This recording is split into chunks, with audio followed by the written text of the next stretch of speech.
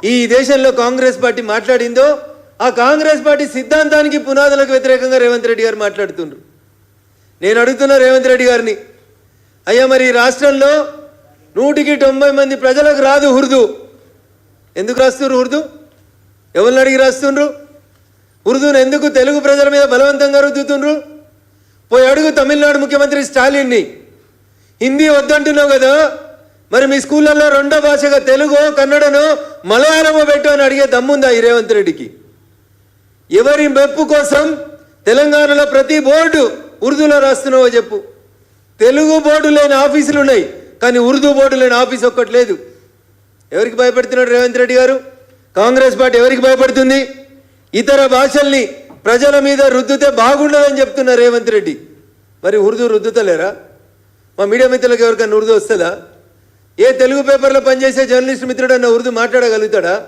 ఎందుకు మరి హైదరాబాద్లో బోర్డులు అన్నింటి మీద ఉర్దూ రాస్తుండ్రు? ఇది మాట్లాడే కంటే ముందు ఆలోచించుకోవాలి. ఎవరు భాషల్ని బలవంతంగా రుద్దుతుండ్రు, ఎవరు ఎందుకు ఇట్లా మాట్లాడుతూ ఉన్నారు అనేది ఆలోచించుకోవాలి. ఏదో ప్రాంతీయ పార్టీల కంటే వెస్టెడ్ ఇంట్రెస్ట్ ఉంటుంది. వాళ్ళ కొడుకునో వాళ్ళ బిడ్డనో వాళ్ళ భార్యనో ముఖ్యమంత్రి చేయాలని 10 ఏళ్ళు అయిందని స్టాలిన్ అనేట ఆయనకి ఏం చేయాలని అర్థం కాక ఆగమాగం అయితే స్టాలిన్ మాట్లాడిన మాటలను పెట్టుకొని రేవంత్ రెడ్డి గారు కూడా మాట్లాడుతున్నారు. ఈ దేశ ప్రధాని, ఈ దేశ హోంమంత్రి గారు చాలా స్పష్టంగా చెప్పిండ్రు, రీఆర్గనైజేషన్ ఆఫ్ కాన్స్టిట్యున్సీస్ అంటూ మొదలైతే దానికి ముందు కొన్ని గైడ్ లైన్స్ వస్తాయి. దానికి ఒక కమిటీ వేస్తారు. ఆ కమిటీలో అన్ని పార్టీలకు సంబంధించినటువంటి వ్యక్తులు సభ్యులుగా ఉంటారు.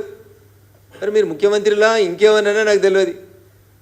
అధికారం కోసం తమిళనాడులో 26లో ఎలక్షన్లు వస్తున్నాయని చెప్పి ఆయన మాట్లాడితే నువ్వు దానికి వంతపాఠం ఏందనేది ఒకసారి ఆలోచించుకోవాలి. ఇంకా దుర్మార్గం రేవంత్ రెడ్డి గారిది ఎంత దిగజారిపోయి వీళ్ళంటే, అసెంబ్లీలో అడుగుతాడు ముఖ్యమంత్రి, అగర్ ఓవైసీ సాబ్ పర్మిషన్ దియేతో మై తెలుగు మే బాత్ కర్తే అంటాడు. సిగ్గుండాలే రేవంత్ రెడ్డి నీ భాషలో చెప్పాలంటే. ఈ రాష్ట్ర ప్రజల భాష తెలుగు. ఇక్కడ 100కి 98 మందికి తెలుగే వస్తుంది. ఏదో 2% మందికి వస్తుంది కావచ్చు ఉర్దూ. ఇంకా తెలుగుని శాసనసభ నాయకుని అయ్యండి శాసనసభలో మాట్లాడేటందుకు ఏమో పోనాడు ప్రతిపక్ష నాయకుడు అంటే అది కూడా కాదు. అగర్ ఓవైసీ సబ్ పర్మిషన్ దియేతో మై తెలుగు మే బాత్ కర్తూ. ఏంది ముఖ్యమంత్రికి ఇంకొకరు పర్మిషన్ ఇవ్వాలా? ఇదా నీ పరిపాలన? ఇదా నీ పరిపాలన? దీనికోసమైనా కాంగ్రెస్కి ప్రజలు ఓట్లేసింది. ఈయన త్రిభాషా సిద్ధాంతాన్ని వ్యతిరేకిస్తాం. ఎన్ని భాషలు కావాలి రేవంత్ రెడ్డి గారు నీకు? ఏ భాష సిద్ధాంతాన్ని కట్టుబడింది కాంగ్రెస్ పార్టీ? మీ కాంగ్రెస్ పార్టీ ఢిల్లీలో పార్లమెంట్లో ఏం భాష మాట్లాడుతుంది? హిందీ వద్దని చెప్తారా? చెప్పమని చెప్పు. ఢిల్లీలో పార్లమెంట్లో రాహుల్ గాంధీ గారిని లేచి హిందీ इस देश में नहीं चलेगा చెప్పమని రాహుల్ గాంధీని. जब लोग बोलेगा इस देश में राहुल नहीं चलेगा. రేవంత్ అన్న పక్కనున్న వాళ్ళని ఎవరైనా అడిగి ట్రాన్స్లేట్ చేసుకొని జర చెప్పంపు మీ రాహుల్ గాంధీ గారికి. ఇట్లా మాట్లాడేటోళ్ళు వీళ్ళకి దేశం కోసమట ఈ పార్టీ దేశం కోసం పుట్టిందని మాట్లాడతారు. అన్న మాట్లాడాలంటే కాంగ్రెస్ గురించి చాలా దిగజారినట్టు అనిపిస్తుంది నాకే. పాపం శివరాత్రి నాడు పూజ చేసిండంట ఇలా పక్క రాష్ట్ర ముఖ్యమంత్రి, కర్ణాటక ఉప ముఖ్యమంత్రి. శివరాత్రి రోజు స్నానం చేసి అడిగి ఇషా ఫౌండేషన్ కార్యక్రమానికి పోయి జగ్గి వాసుదేవన్ గారిని కలిసిర్రు. ఆయనకు నోటీస్ ఇచ్చిరని పేపర్లలో టీవీలలో వార్తలు వస్తున్నాయి. ఏంది రేవంత్ రెడ్డి గారు ఇది? ఎవరి ప్రయోజనాల కోసం పనిచేస్తున్నారు? వ్యక్తిగతంగా మాట్లాడాలంటే మేము చాలా మాట్లాడగలుగుతాం. మీరు ప్రజా సమస్యల మీద మాట్లాడుండ్రి, మీ స్కీమ్స్ మీద మాట్లాడుండ్రి, 24 గంటల కరెంటు మీద మాట్లాడుండ్రి, 2 లక్షల రైతు రుణమాఫీ మీద మాట్లాడుండ్రి, మీరు తీసుకొచ్చిన కొత్త భూమాతా చట్టం మీద మాట్లాడుండ్రి, మీరు చెప్పి చేయలేకపోతున్నటువంటి పనుల మీద మాట్లాడుండ్రి, సిద్ధాంతాల మీద చర్చ పెట్టుండ్రి. లేదా జూన్ 2, 2014 తెలంగాణ రాష్ట్రం ఏర్పాటు అయిన నుంచి ఇయ్యాలటి దాకా తెలంగాణకు కేంద్ర ప్రభుత్వం నరేంద్ర మోడీ గారు ఇచ్చిన పైసల గురించి లెక్క పెడదామని చెప్తే మేము రెడీగా ఉన్నాం చర్చకని చెప్తున్నా. మీరు 100 మంది రాన్రి, మేము ఒక్కలమే వస్తాం.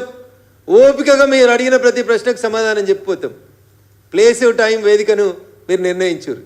అంతేగాని ఆడలేక మధ్య లోడిందని మీకు చేతగాక ప్రజలని కన్విన్స్ చేసుకోలేక పక్క పార్టీలకు వెళ్ళొచ్చి నీ పార్టీలకు చేరిన ఎమ్మెల్యేలను కాపాడుకోలేక ఒక మంత్రి అంటాడు రంగారెడ్డి, ఒక ఎమ్మెల్యే అంటాడు రంగారెడ్డి జిల్లా ఎమ్మెల్యే, మా జిల్లాకు మంత్రి పదవి ఇవ్వకపోతే నేను రేపు రాజీనామా చేసి పారేస్తా అంటాడు.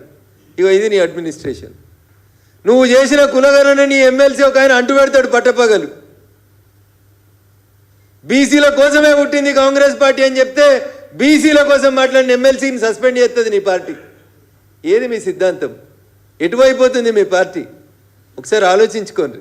అందుకని మీకు పాలన చేత కాకపోతే మీ ఢిల్లీ హైకమాండ్ తీసేస్తుందా, మీరు దిగిపోతారా, మీరు ఆలోచించుకోండి.